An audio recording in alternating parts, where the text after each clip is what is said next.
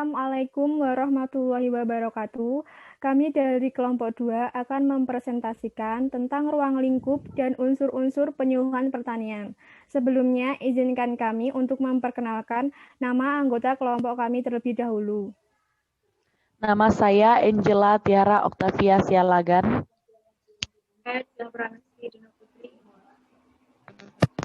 Saya Hindun Alvina Bila. Saya Natasha Rahman. Nama saya Salsa Bilanur Asifa. Setelah itu, bisa ditampilkan materinya untuk bisa dijelaskan.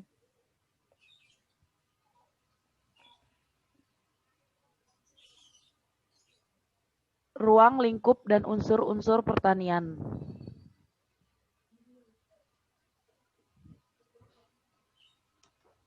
Pengertian penyuluhan. Penyuluhan pertanian dari arti katanya adalah usaha untuk memberikan keterangan, penjelasan, petunjuk, bimbingan, tuntunan, jalan, dan arah yang harus ditempuh oleh setiap orang yang berusaha tani agar menaikkan guna, mutu, dan nilai produksinya sehingga lebih bermanfaat. Pada prakteknya, penyuluhan pertanian adalah suatu sistem pendidikan di luar sekolah non-formal yang ditunjukkan kepada petani dan keluarganya, di mana mereka belajar sambil berbuat, learning by doing, untuk mengetahui dan bisa menyelesaikan masalah-masalah yang dihadapi secara baik, menguntungkan, dan memuaskan.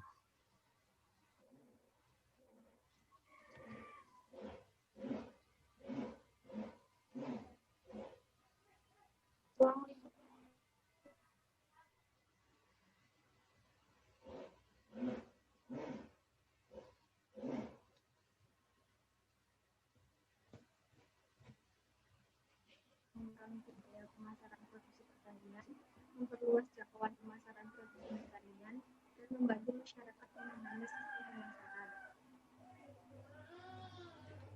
Bisnis meliputi 4 subsektor, antara lain yang pertama, subsektor agribisnis hulu, subsektor usaha tani, subsektor agribisnis hilir, dan subsektor jasa penunjang kegiatan pertanian.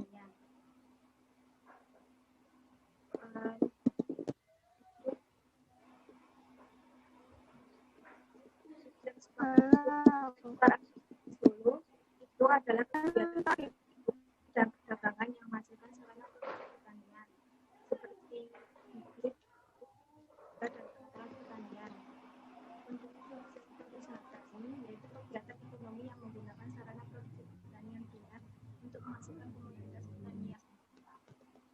Sektor agribisnis hilir yaitu kegiatan ekonomi mengolah komoditas pertanian ringan menjadi produk olahan serta perdagangan dan distribusinya. Subsektor jasa penunjang kegiatan pertanian yaitu kegiatan yang menyediakan jasa bagi agribisnis seperti penelitian dan pengembangan. Yang kedua adalah pemilik petani sebagai pekerja tani. Pekerja tani selalu menghadapi perubahan yang menyangkut produksi, harga pakan dan jasa, perubahan keadaan itu usaha, kehidupan dan jasa dan jenis pekerjaan yang terdapat baginya. Tuntutan akan kesejahteraan keluarga pun perlu mendapat perhatian. Penyuluh pertanian perlu juga memperbaiki dan memperkuat pengembangan pemuda tani. Di samping program magang diperlukan agar program tani menjadi lebih tepat terhadap masalah yang dihadapi pemuda tani dan berupaya mencari keadilan.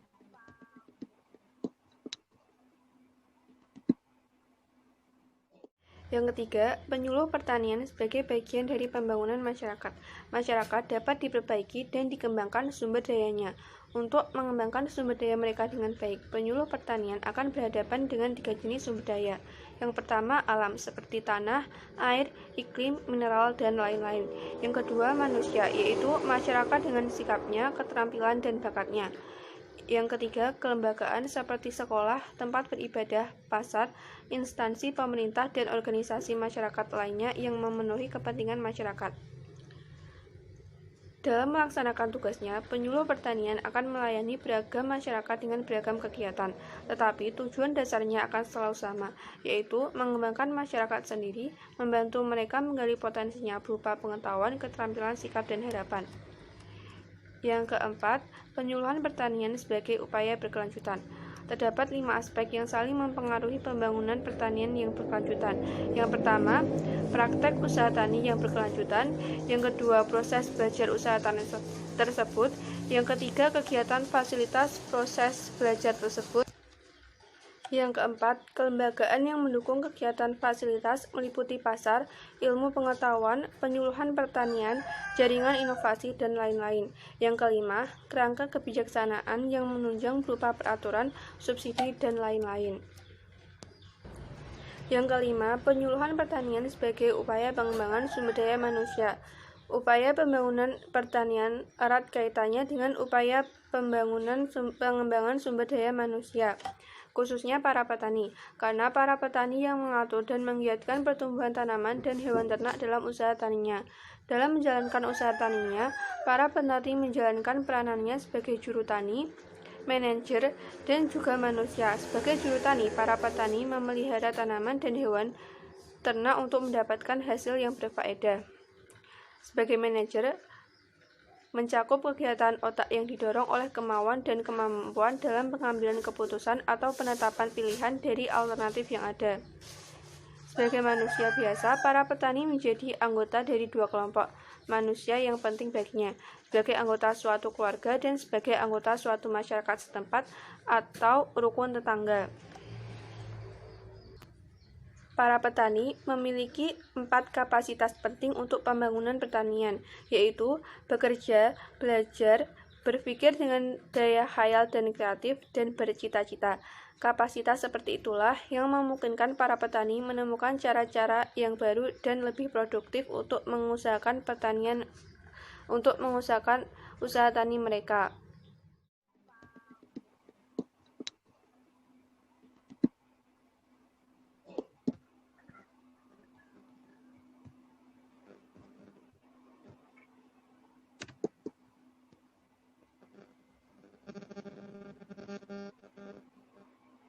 Unsur-unsur penyuluhan pertanian. Yang pertama yaitu penyuluhan pertanian. Dalam proses komunikasi, termasuk kegiatan penyuluhan pertanian, penyuluh pertanian berperan sebagai komunikator atau sumber penyuluhan. Yang dimaksud penyuluh pertanian di sini meliputi yang berstatus pegawai negeri sipil atau PNS, tenaga harian lepas atau THL, dan penyuluh swakarsa. Penyuluh pertanian terampil adalah jabatan fungsional penyuluh pertanian yang dalam pelaksanaan pekerjaannya mempergunakan prosedur dan teknik kerja tertentu, yaitu yang diangkat pertama kali dalam jabatan fungsional penyuluhan pertanian dengan memiliki latar belakang pendidikan formal. Penyuluh pertanian ahli adalah jabatan fungsional penyuluh pertanian yang di dalam pelaksanaan pekerjaannya didasarkan atas disiplin ilmu pengetahuan, metodologi, dan teknis analisis tertentu, yaitu yang diangkat pertama kali dalam jabatan fungsional penyuluh pertanian. Yang kedua yaitu ada materi penyuluhan. Materi penyuluhan pertanian merupakan informasi atau teknologi atau inovasi yang akan disampaikan kepada kelompok sasaran dalam penyuluhan pertanian. Materi penyuluhan pertanian sebaiknya merupakan sesuatu yang dibutuhkan oleh sasaran penyuluhan dalam rangka memecahkan masalah yang dihadapi oleh kelompok sasaran tersebut. Arbodella tahun 1980 dalam Mardikanto 1992 membagi materi penyuluhan pertanian menjadi yaitu 1. Materi pokok atau inti, yaitu merupakan materi yang harus disampaikan kepada sasaran terkait dengan materi penyuluhan pertanian yang dibutuhkan oleh sasaran. Yang kedua yaitu materi penting, yaitu materi yang akan membantu sasaran dalam memahami materi penyuluhan inti yang disampaikan oleh penyuluh pertanian. Yang ketiga yaitu materi penunjang atau pendukung, yaitu materi yang berperan untuk menambah wawasan terkait dengan materi penyuluhan yang disampaikan. Yang keempat yaitu materi tambahan. Materi ini kadangkala tidak terkait dengan materi pokok atau inti. Bahkan materi ini disampaikan hanya untuk mengisi waktu atau sekedar selingan agar petani atau sasaran tidak jenuh. Yang ketiga yaitu ada media penyuluhan pertanian. Media penyuluhan pertanian ini merupakan alat penyampai atau penghantar suatu materi sehingga dapat sampai kepada penerima atau sasaran penyuluhan. Dilihat dari sifat media, secara umum media penyuluhan pertanian dapat dikelompokkan menjadi media hidup dan media tak hidup. Di sini ada beberapa media, yaitu yang pertama media grafis, yang merupakan pengolahan kata, foto, gambar, atau lukisan yang hasilnya dicetak di kertas atau bahan lain. Media grafis juga ditampilkan pada layar monitor televisi atau komputer yang biasanya sudah digabung dengan media audio, video, atau animasi lainnya. Media foto merupakan media yang paling umum dipakai dalam proses komunikasi, karena foto merupakan bahasa yang universal, mudah dipahami, gamblang, faktual, dan menarik perhatian. Bidang media yang banyak menggunakan foto adalah media massa, baik cetak maupun elektronik, multimedia, percetakan, periklanan juga semakin banyak dimanfaatkan untuk pendidikan dan pembelajaran, termasuk penyuluhan pertanian. Media audio menyampaikan informasi atau keterampilan melalui indera pendengaran. Media audio atau visual merupakan media yang menyajikan visual dan audio dalam satu unit media, yang termasuk media ini adalah film, video, dan televisi. Visual yang disampaikan dapat berupa gerak, foto, gambar, teks, dan animasi. Di sini digabungkan beberapa jenis media sebagai hasil kerja komputer sehingga disebut sebagai bagian dari teknologi multimedia. 4. Metode dan teknik penyuluhan. Metode penyuluhan pertanian adalah cara yang digunakan untuk mendekatkan penyuluhan pertanian dengan sasaran penyuluhnya. Dengan demikian, pemilihan metode maupun teknik dalam kegiatan penyuluhan pertanian harus didasarkan pada pertimbangan efisiensi maupun efektivitas metode dan teknik yang akan digunakan. Metode pertanian dapat diklasifikasikan berdasarkan berbagai faktor, di antaranya menurut jarak sasaran, indera penerima, dan jumlah sasaran penyuluhan yang akan dicapai. Menurut jarak sasaran, pendekatan penyuluhan yang dapat dilakukan adalah dengan cara langsung dan tidak langsung. Menurut indera penerima sasaran, pendekatan penyuluhan yang dapat digunakan adalah metode penyuluhan terlihat dan metode penyuluhan terdengar. Dan menurut jumlah sasaran penyuluhan pertanian, kegiatan penyuluhan pertanian dapat dilakukan dengan pendekatan perorangan, kelompok, dan massal.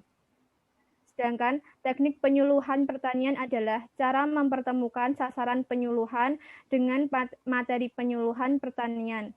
Teknik penyuluhan pertanian ini akan memungkinkan sasaran penyuluhan pertanian mengalami proses belajar, yaitu proses interaksi antara orang belajar dengan materi yang dipelajarinya, sehingga memperoleh pemahaman terhadap materi yang dipelajari tersebut, yang pada gilirannya materi tersebut diharapkan dapat digunakan dalam rangka pemecahan masalah yang dihadapi. 5. Sasaran penyuluhan pertanian. Sasaran penyuluhan pertanian dibagi menjadi 1. Sasaran utama. Sasaran utama dalam penyuluhan pertanian adalah sasaran penyuluhan pertanian yang secara langsung terlibat dalam kegiatan bertani dan pengelolaan usaha tani, termasuk dalam kelompok ini adalah petani dan keluarga. 2. Sasaran penentu. Sasaran penentu dalam penyuluhan pertanian adalah bukan pelaksana kegiatan bertani dan berusaha tani, tetapi secara langsung atau tidak langsung terlibat dalam penentuan kebijakan pembangunan pertanian dan menyediakan segala kemudahan yang diperlukan petani. Segala kemudahan yang diperlukan petani untuk pelaksanaan dan pengelolaan usaha taninya. Termasuk dalam kelompok ini adalah penguasa atau pimpinan wilayah, tokoh-tokoh informal seperti tokoh keagamaan, tokoh adat, politikus, guru, dan lain-lain. para peneliti atau ilmuwan, lembaga pengkredit, produsen dan penyalur sarana produksi atau peralatan bertani, pedagang, dan lembaga pemasaran yang lainnya, dan pengusaha atau industri pengolahan hasil-hasil pertanian.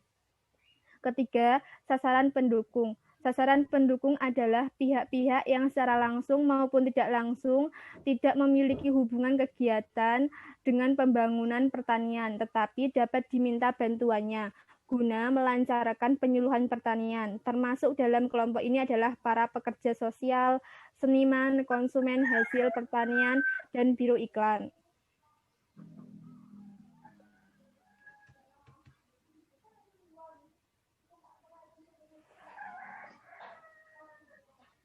Sekian dari kelompok kami. Apabila ada kata-kata yang kurang berkenan dan ada kata-kata yang salah, kami mohon maaf. Wabillahi taufiq wal hidayah. Wassalamualaikum warahmatullahi wabarakatuh.